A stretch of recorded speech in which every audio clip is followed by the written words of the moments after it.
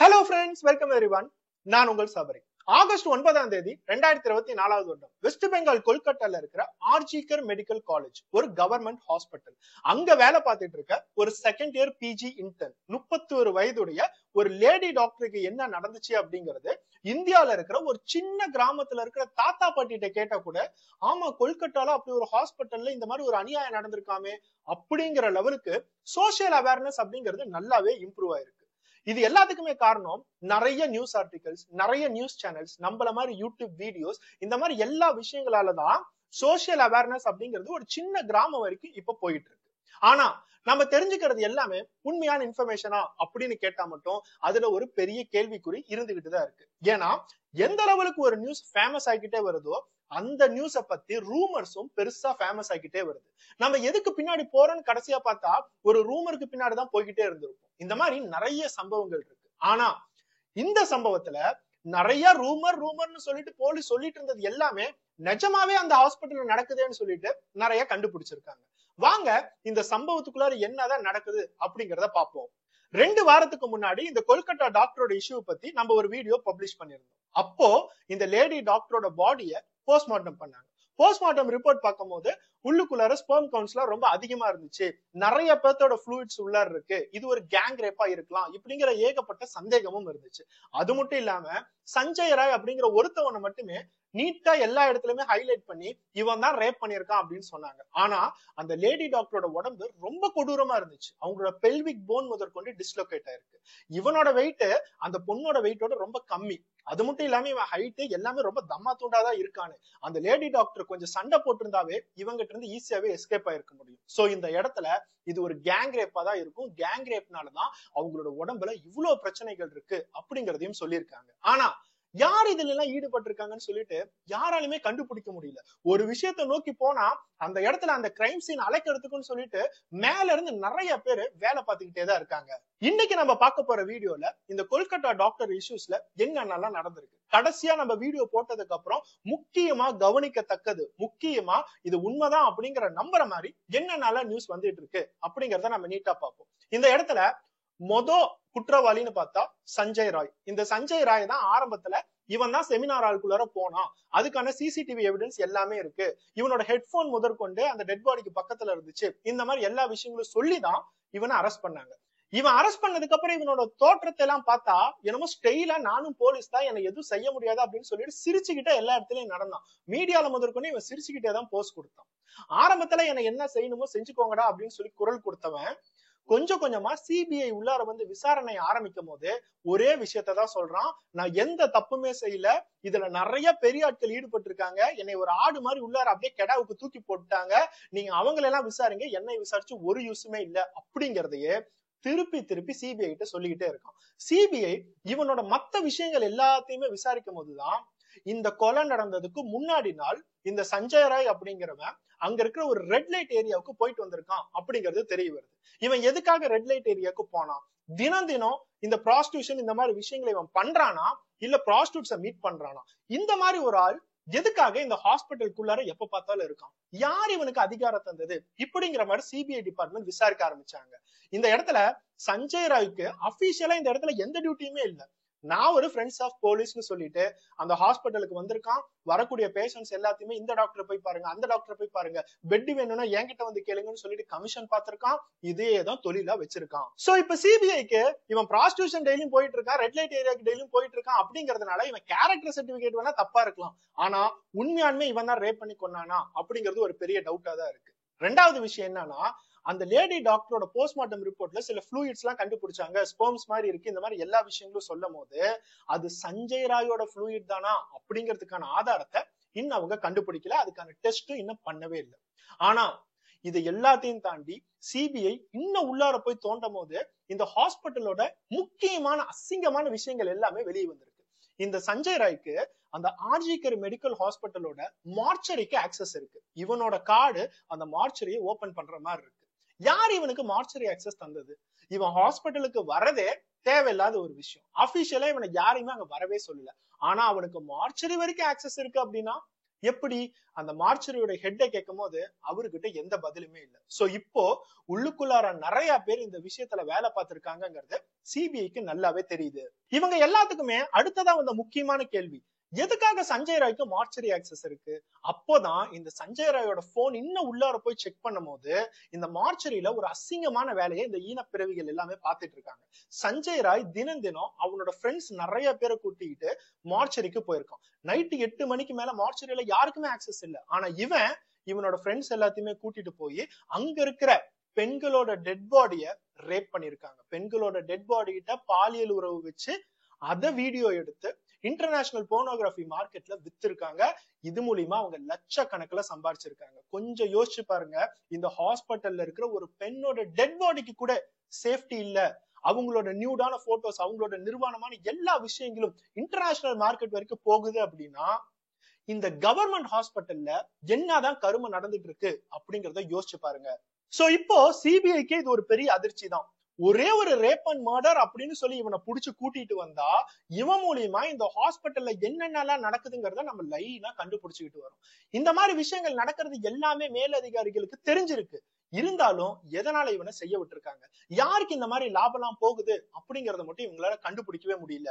அடுத்ததா இந்த Sanjay ராய்க்கு polygraph test எடுத்திருக்காங்க. அதாவது நம்ம பேசும்போது நம்ம நிறைய எக்யூப்மெண்ட்ஸ் எல்லாத்தையும் உடம்புல மாட்டி விட்டுருப்பாங்க. அது நம்ம பேசுறதா உண்மையா இல்லையா அப்படிங்கிறது ஒரு கிராஃப் மாதிரி ஃபில் ஆகிட்டே வரும். சோ எப்பயுமே அதை மல்டிபிள் டைம்ஸ் டெஸ்ட் பண்ணுவாங்க. மல்டிபிள் டைம்ஸ் நிறைய டைம் டெஸ்ட் பண்ணாதான் இவன் சொல்றதுல எது உண்மையான கிராஃப் எது பொய்யான கிராஃப் அப்படிங்கிறதே தெரியும். ஆனா சஞ்சய் ராயோட கேஸ்ல அது டோட்டலா ஃபெயிலியர் ஆயிடுச்சு. ஒவ்வொரு டைம் அவன்கிட்ட கேட்கும் போதும் அவன் ஒவ்வொரு மாதிரி ஆன்சர் பண்றான். அவனோட மூடு ஒவ்வொரு மாதிரி இருக்கிறதுனால பாலிகிராஃப் டெஸ்ட் மூலியமா இவன் குற்றவாளியா இல்லையா அப்படிங்கறது அவங்களுக்கு தெரியல. அதுக்கு அடுத்ததா நார்காட்டிக்ஸ் அப்படின்னு ஒரு டெஸ்ட் இருக்கு. நம்மளோட உடம்புல ஒரு ட்ரூத் சீரம் ஏத்துவாங்க. அந்த சீரம் ஏத்துனதுக்கு அப்புறம் நம்ம பொய்யே சொல்லணும்னு நினைச்சா கூட நம்ம வாயில இருந்து உண்மை மட்டும்தான் வரும். அதுக்கு அந்த சஞ்சய் ராயோட அப்ரூவல் அவங்க வாங்கணும். அந்த சஞ்சய் ராய் கிட்ட நார்காட்டிக் டெஸ்ட்னா என்ன, உன்னோட உடம்புல எந்த மாதிரி நாங்க ஒரு ட்ரக்கை ஏத்துவோம் இப்படிங்கறது எல்லாத்தையும் எக்ஸ்பிளைன் பண்ணிருக்காங்க. அவன் என்ன சொல்லியிருக்கான், நான் தப்பே சொல்லலங்கிறேன், நீ எதை வேணாலும் ஏத்துக்கோடா, நான் உண்மையை தாண்டா பேச போறேன் அப்படின்னு சொல்லி தைரியமா சொல்லியிருக்கான். ஆனா அடுத்த நாள் கோர்ட்ல போய் நிக்க வச்சு நார்காட்டிக் டெஸ்ட்க்கு ஓகேவான்னு கேட்டா அவன் இல்ல கெமிக்கல்லாம் உள்ளார ஏத்துனீங்கன்னா நான் இறந்துருவேன், எனக்கு ரொம்ப பயமா இருக்கு, நார்காட்டிக் டெஸ்ட்க்கு நான் ஒத்துக்க மாட்டேன்னு சொல்லிட்டு சிபிஐ கிட்ட ஒரு மாதிரி சொல்றான், அதே கோர்ட்ல வேற மாதிரி சொல்றான். இவனுக்கு எல்லாம் யாரா இந்த மாதிரி சொல்லி தரா? சிபிஐ கிட்ட ஒரு மாதிரி பேசுறான், கோர்ட்ல ஒரு மாதிரி பேசுறான், சிரிச்சுக்கிட்டே போறான், தைரியமா இருக்கான். இவன் எந்த மாதிரி சப்போர்ட்ல இருக்கான்னு பார்த்தா இவனுக்கு ஆஜரா இருக்கிற வக்கீல் தான். அந்த வக்கீலோட பேரு கவிதா சர்க்கார். இவங்க ரொம்ப ஃபேமஸான வக்கீல். இவங்களோட அஜெண்டாவே ஒரே ஒரு விஷயம் தான், இந்தியால தூக்கு தண்டனை அப்படிங்கிற ஒரு விஷயம் இருக்கவே கூடாது. எவ்வளவு பெரிய குற்றத்தை பண்ணியிருந்தாலும் சரி, தூக்கு அப்படிங்கிறது ஒரு முடிவு இல்ல. அவங்க எல்லாத்துக்குமே ஒரு மன்னிப்பு இருக்கு. அதுதான் என்னோட எய்ம்.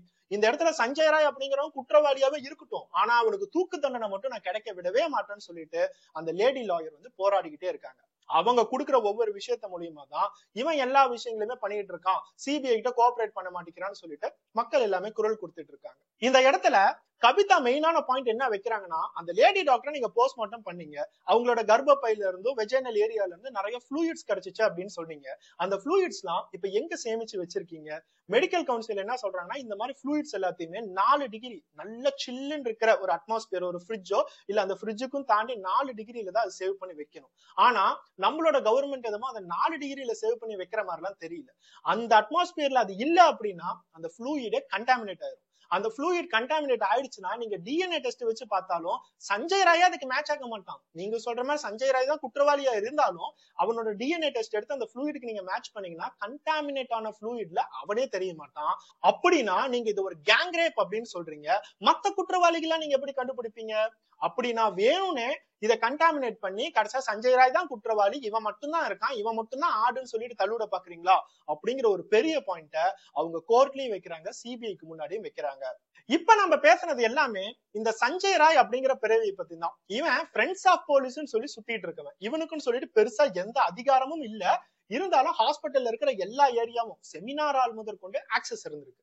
சோ இப்ப அடுத்தது குற்றவாளி யாரு அப்படின்னா சந்தீப் கோஷ். இந்த ஆர்ஜிகர் மெடிக்கல் ஹாஸ்பிட்டலுக்கு ரொம்ப காலமாவே பிரின்சிபலா இருக்கக்கூடிய ஒரு பிறவிதான். அவனை பிறவின்னு தான் சொல்லணும், ஏன்னா இந்த மாதிரி ஒரு கேவலமானவனை நம்ம பார்த்திருக்கவே முடியாது.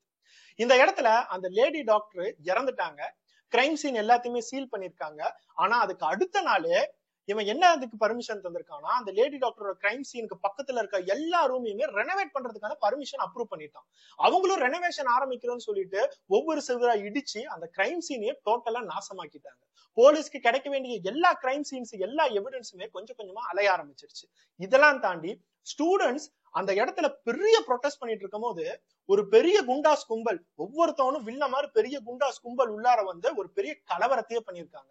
அவங்க முக்கியமா கிரைம் சீனுக்குள்ளார போய் கிரைம் சீன் எவிடன்ஸ் எல்லாத்தையுமே கலைச்சிட்டு அவங்க பாட்டுக்கு மறைஞ்சு போயிட்டாங்க. அப்படின்னா மேல இருந்து அந்த குண்டாஸ் கும்பல் எல்லாத்தையுமே இறக்குனது யாரு அப்படிங்கறத இது வரைக்கும் கண்டுபிடிக்க முடியல.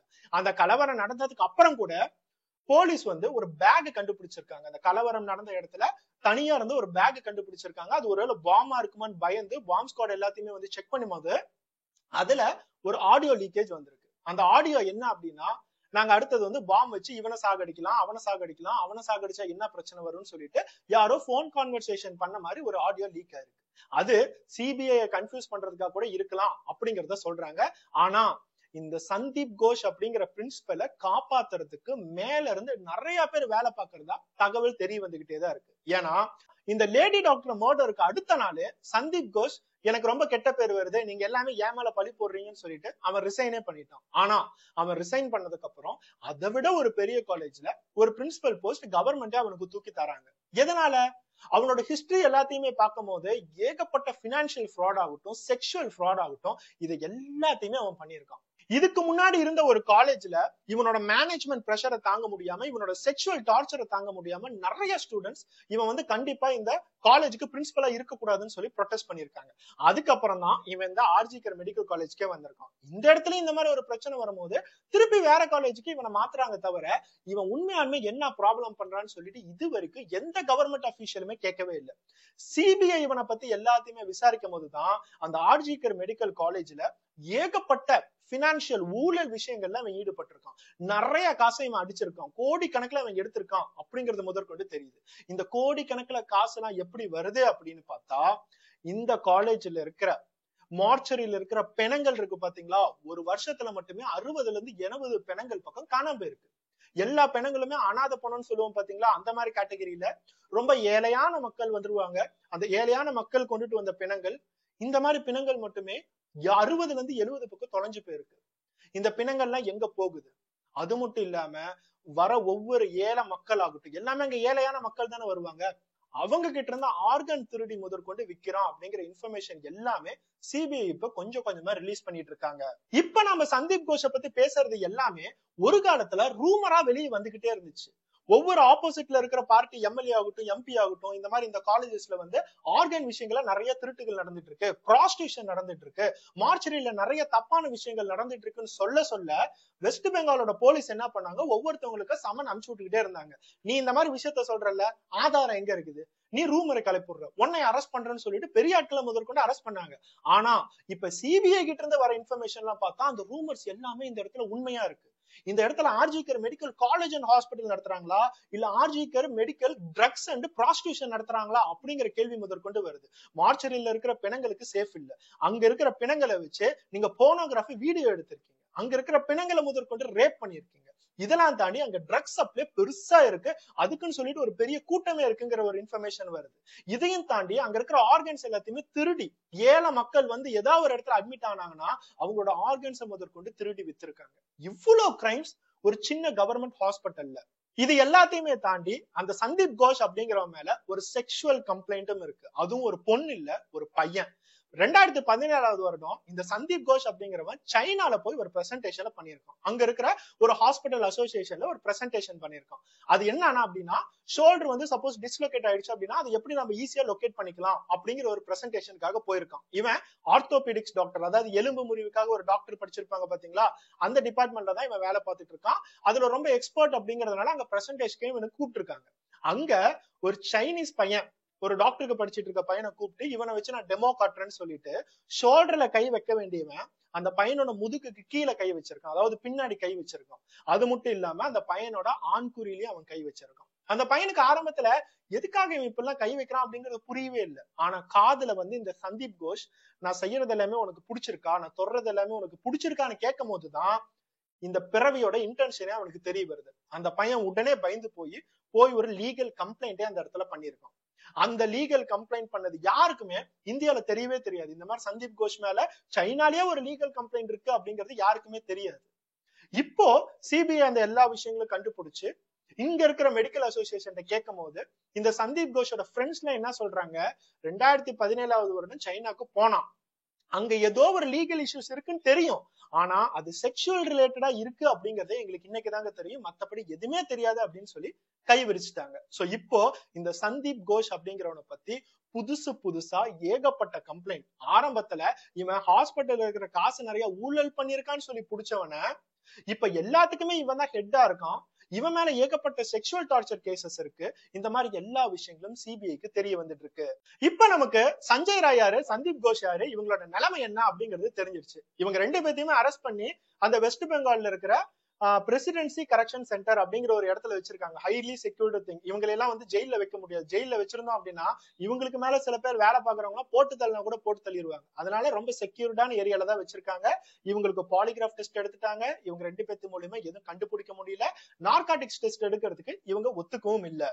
இவங்க ரெண்டு பேத்தையும் தாண்டி சிபிஐ மூணாவதா ஒருத்தவனையும் இப்ப அரெஸ்ட் பண்ணிருக்காங்க. அவன் யாருன்னு பார்த்தா அவன் பேர் அபிஜித். அவன் ஒரு போலீஸ் ஆபீசர். இந்த இடத்துல குற்றவாளிகள் எல்லாமே பெரிய ஆட்கள் தான், ஆனா இவங்களுக்கு விட பெரிய ஆட்கள் யாரு அப்படிங்கிறது இன்னும் தெரியல. இந்த போலீஸ் ஆபீசர் என்ன பண்ணிருக்கான், இந்த இடத்துல ரேப் அண்ட் மர்டர்னு சொல்லிட்டு ஒரு பெண்மணி இறந்திருக்காங்க, அந்த இடத்துக்கு வந்திருக்கான், கிரைம் சீன் எல்லாத்தையும் லாக் பண்ணிருக்கான். ஆனா அந்த லேடி டாக்டரோட அப்பா அம்மாவுக்கு தெரிவிக்கிறதுக்கு மட்டுமே அவனுக்கு 4 மணி நேரம் ஆச்சு. அது மட்டும் இல்லாம அவங்க வந்ததுக்கு அப்புறம் அந்த லேடி டாக்டர் பாக்குறதுக்கு அவங்க விடல. 14 மணி நேரம் கழிச்சுதான் அவன் எஃப்ஐஆர் போட்டிருக்கான். பொதுவா இந்த மாதிரி ஒரு சீரியஸான கேஸ்ல எவ்வளவு சீக்கிரமா எஃப்ஐஆர் பண்ணுமோ போட்டுருவாங்க, குற்றவாளிகளை புடிச்சு உள்ளார வைப்பாங்க. ஆனா இவன் எல்லாத்தையும் செய்யறதுக்கே 14 மணி நேரம் ஆயிருக்குன்னா 14 மணி நேரம் யார் உனக்கு இன்ஸ்ட்ரக்ஷன் தந்தா? 14 மணி நேரம் வெயிட் பண்ணி இந்த கேஸ் எப்படி போகுது, சீரியஸா போகுதா, உண்மையாலுமே எஃப்ஐஆர் போடணுமா, இந்த மாதிரி எல்லா விஷயங்களும் யோசிச்சு போடுறதுக்கான தேவை என்ன? அவனோட போன் ரெக்கார்ட்ஸ் எல்லாத்தையும் பார்க்கும் போது இவனுக்கு, சஞ்சய் ராய்க்கு, சந்தீப் கோஷ்க்கு எல்லாத்துக்கும் கனெக்டிவிட்டி இருக்கு. இவங்க ரெண்டு பேரும் சொன்ன மாதிரிதான் இவன் எல்லாமே பண்ணிருக்கான் அப்படிங்கிறது தெரிய வருது. இந்த இடத்துல அந்த டிசி அபிஜித் அப்படிங்கிறவன் நல்லவன் சொல்லிட்டு நம்பிட்டு இருந்தவங்க எல்லாருமே இப்பதான் அவனோட இன்னொரு முகம் இந்த இடத்துல தெரிய வருது. அதனாலதான் மக்கள் நிறைய விஷயங்களுக்கு சிபிஐ உள்ளார வரணும், சிபிஐ உள்ளார வரணும்னு சொல்லிட்டு போராடிக்கிட்டே இருக்காங்க. சிபிஐ உள்ளார வரும்போதுதான் போலீஸ்குள்ளாரியே யாரு பிரச்சனை பண்ணிட்டு இருக்காங்க அப்படிங்கறத அவங்களுக்கு தெரிய வரும். சோ இப்ப நம்ம பேசின வரைக்கும் சிபிஐல என்னென்ன கண்டுபிடிச்சிருக்காங்க, இந்த எல்லா இன்ஃபர்மேஷனும் சிபிஐல இருக்கிற சில மெம்பர்ஸ் இல்லீகலா பிரஸ் அண்ட் மீடியாக்கு ஷேர் பண்ணது மட்டும்தான். சிபிஐ என்ன கண்டுபிடிச்சிருக்காங்க அப்படிங்கறத பாத்துட்டோம். அது மூலியமா இந்த சஞ்சய் ராய் யாரு, இந்த சஞ்சய் ராய் மார்ச்சரிக்குள்ளார இருக்கிற பிணங்களை வச்சு என்ன பண்ணிருக்கான், இந்த சந்தீப் கோஷ் யாரு, இந்த சந்தீப் கோஷ் சைனால இருக்கிற ஒரு பையனையே என்ன பண்ணிருக்கான், இந்த மாதிரி எல்லா விஷயங்களுமே நமக்கு தெரிய வருது. இவங்க ரெண்டு பேருமே எவ்வளவு ஈனப்பிறவிகளா இருக்காங்க, ஆனா இவங்க எல்லாமே அதே ஹாஸ்பிட்டல்ல தான் வாழ்ந்துட்டு வராங்க, உள்ளார இருக்கிற எல்லா ஆக்சஸையுமே வச்சிருக்காங்கன்னு சொல்லி கொஞ்சம் புரிஞ்சுக்கோங்க.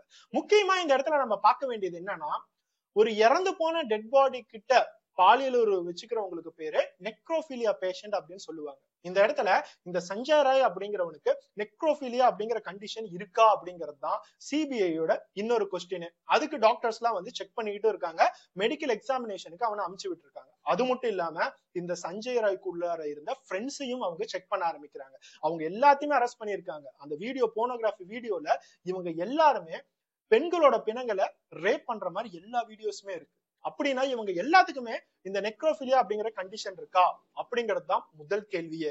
இது எல்லாம் தாண்டி அடுத்ததா இவங்க கிட்ட கேள்வி கேட்கறது எல்லாமே சுப்ரீம் கோர்ட் தான். இந்த கேஸோட சிவியாரிட்டி புரிஞ்சுக்கிட்டு சுப்ரீம் கோர்ட்டோட லாயர்ஸே உள்ளார வந்து இந்த கேஸை நாங்க எடுத்து நடத்துறோம், இது மூலியமா எங்களுக்கு நிறைய விஷயங்களை ரிசால்வ் பண்ண முடியும்னு சொல்லி உள்ளார வந்தாங்க. அவங்க கேட்கிற ஏகப்பட்ட கேள்விக்கு இதுவரைக்கும் சிபிஐயால ஒரு ஆன்சரையுமே கண்டுபிடிக்க முடியல. 14 மணி நேரம் எதனால அவரு வெயிட் பண்ணாரு? எஃப்ஐஆர் உடனே போட்டிருக்கணும்ல. இந்த இடத்துல ஒரு லேடி டாக்டர் ரேப் அண்ட் மர்டர்னு கன்ஃபார்ம் ஆனதுக்கு அப்புறம் கூட 14 மணி நேரம் இருக்கு எஃப்ஐஆர் போடுறதுக்கு. இதுவரைக்கும் சிபிஐ சார்ஜ் ஷீட் ஃபுல்லா ஃபைல் பண்ணவே இல்ல. விசாரிச்சுக்கிட்டே தான் இருக்காங்க. ஆனா இதுவரை அவங்களுக்கு முழு ஆன்சர் கிடைக்கவே இல்லை. சார்ஜ் ஷீட் ஃபைல் பண்ணாதான் அந்த கேஸ் கோர்ட்டுக்கே வரும். கோர்ட்டுக்கு வந்து எல்லா விஷயங்களுமே விசாரிக்க முடியும், எவிடன்ஸ் எல்லாத்தையும் கண்டுபிடிக்க முடியும். ஆனா சார்ஜ் ஷீட் இதுவரை ஃபைல் பண்ணவே இல்லை. சிபிஐ எதையோ நோக்கி போகும்போது யாரோ ஒருத்தவங்க வழிமறைச்சு ஏதோ ஒரு விஷயத்த பண்ணி விட்டுறாங்க. மூணாவது விஷயம், கிரைம் நடந்த ஸ்பாட்ல ரெனோவேஷன்ல யார் அப்ரூவல் கொடுத்தாங்க? இந்த சந்தீப் கோஷ் அப்ரூவல் கொடுத்தாலும் இந்த ரெனோவேஷன் நடந்துட்டு இருக்கும் போது அந்த இடத்துல போலீஸ் டிபார்ட்மெண்ட் தூங்கிட்டு இருந்துச்சா அப்படிங்கிற ஒரு கேள்வி இருக்கு. நாலாவது விஷயம், இந்த குண்டாஸ் கும்பல் எல்லாம் கொண்டுட்டு வந்து கிரைம் சீனே அழைக்கிற லெவலுக்கு யார் இந்த குண்டாஸ் டீம் எல்லாம் கொண்டுட்டு வந்தா? இந்த மாதிரி ஏகப்பட்ட விஷயங்கள் சுப்ரீம் கோர்ட் கேட்டாலும் அதுக்கு சிபிஐ இது வரைக்கும் ஒரு ஆன்சருமே கண்டுபிடிக்கல. ஒரு பக்கம் சிபிஐ ஆகட்டும், இன்னொரு பக்கம் சுப்ரீம் கோர்ட் ஆகட்டும், இந்த மாதிரி ஏகப்பட்ட கேள்விகளை கேட்கிறாங்க. ஏதாச்சும் ஒரு விஷயத்துக்கு ரெசல்யூஷன் தேவைன்னு சொல்லிட்டு கண்டுபிடிக்கிறதுக்கு யோசிக்கிறாங்க. இவங்க எல்லாத்துக்குமே அந்த west பெங்காலோட state கவர்மெண்டான Mamata பானர்ஜியோட government answer பண்றாங்களான்னு பார்த்தா ஒரு ஆன்சருமே இல்ல.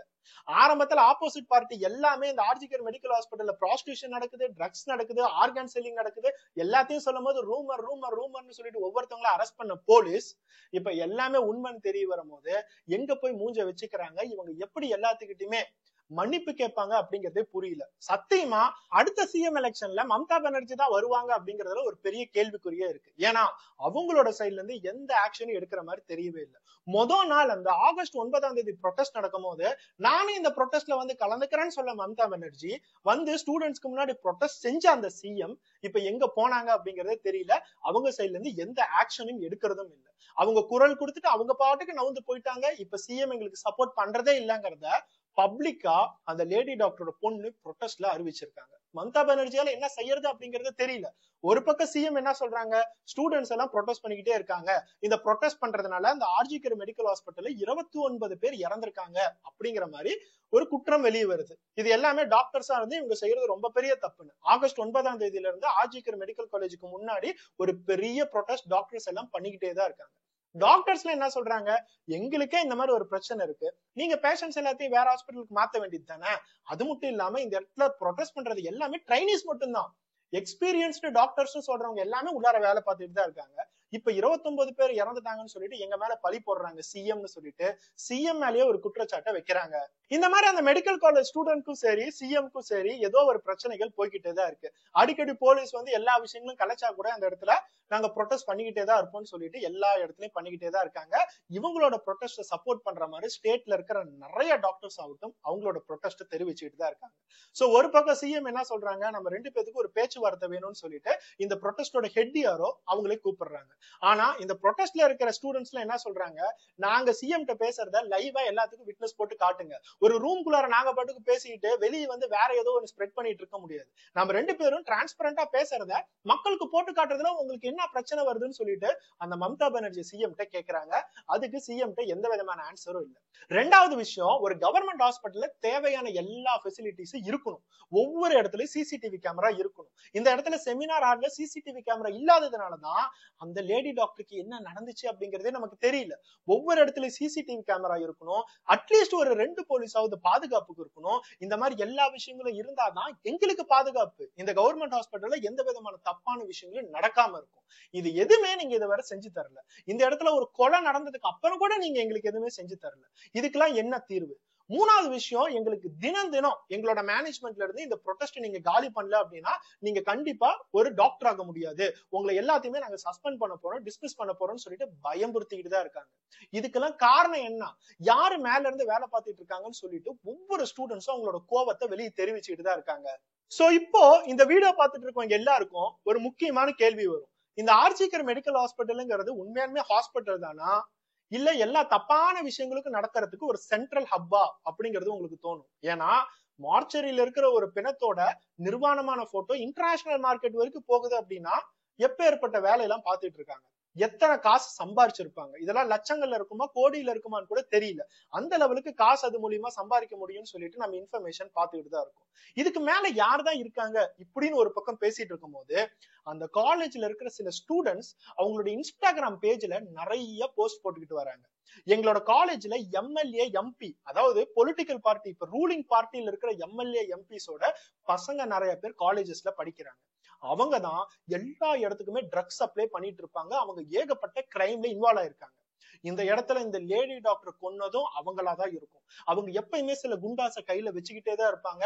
இந்த இடத்துல அந்த லேடி டாக்டர் இந்த ஹாஸ்பிட்டல் நடக்கிற எல்லா விஷயத்தையுமே வெளியே கொண்டுட்டு வரணும்னு நினைச்சாங்க.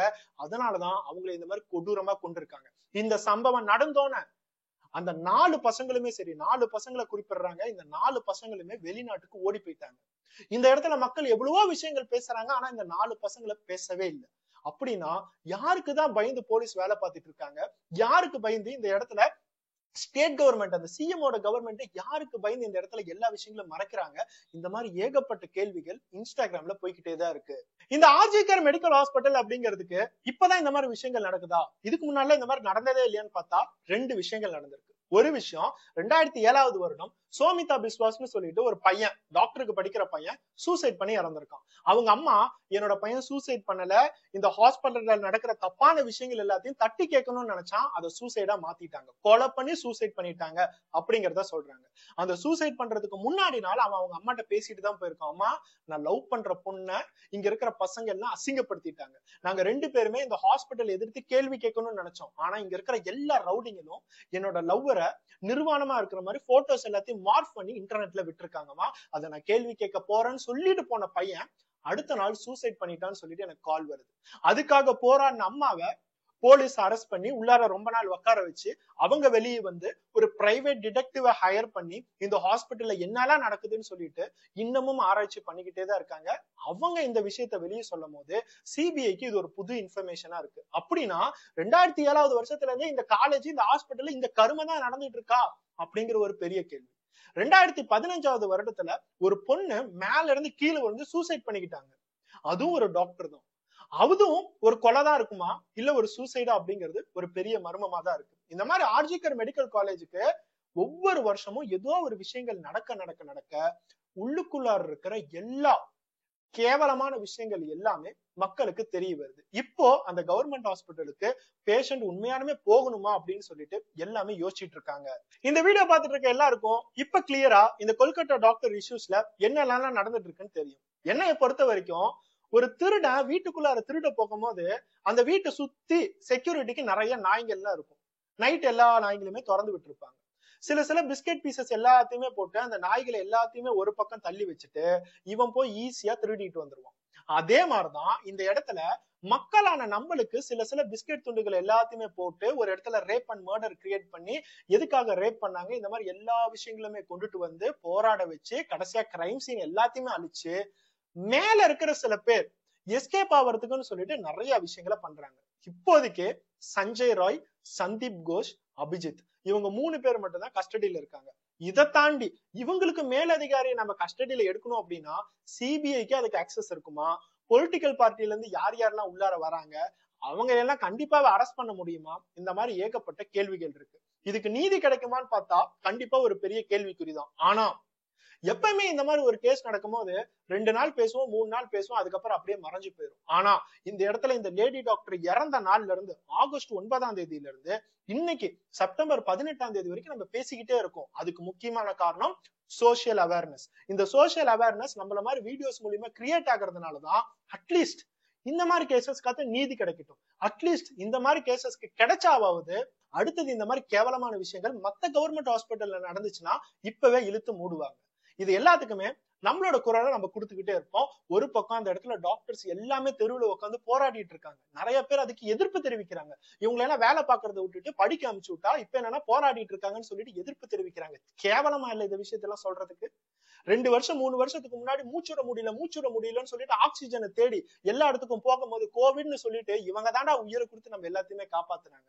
அப்புறம் இந்த மாதிரி டாக்டருக்கு நம்ம குரல் தராம, இந்த மாதிரி டாக்டருக்கு நம்ம ப்ரொடெஸ்ட் பண்ணாம வேற யாருக்கு நம்ம ப்ரொடெஸ்ட் பண்றது?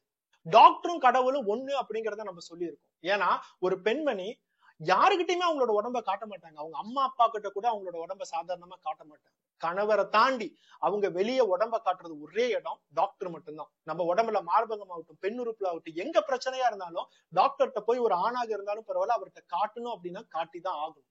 இந்த இடத்துல நிறைய கவர்மெண்ட் ஹாஸ்பிட்டல்ல பிரசவம் பாக்குறது ஒரு ஆண், ஒரு மேல் டாக்டர் மட்டும்தான். இந்த மாதிரி எல்லா விஷயங்களும் டாக்டரோட இண்டஸ்ட்ரியில இருக்கும் போது அந்த டாக்டர் இண்டஸ்ட்ரி கடவுள்னு நினைக்கக்கூடிய இண்டஸ்ட்ரியிலேயே இந்த மாதிரி கேவலமான பிறவிகள் எல்லாமே வாழ்ந்துட்டு இருக்காங்க.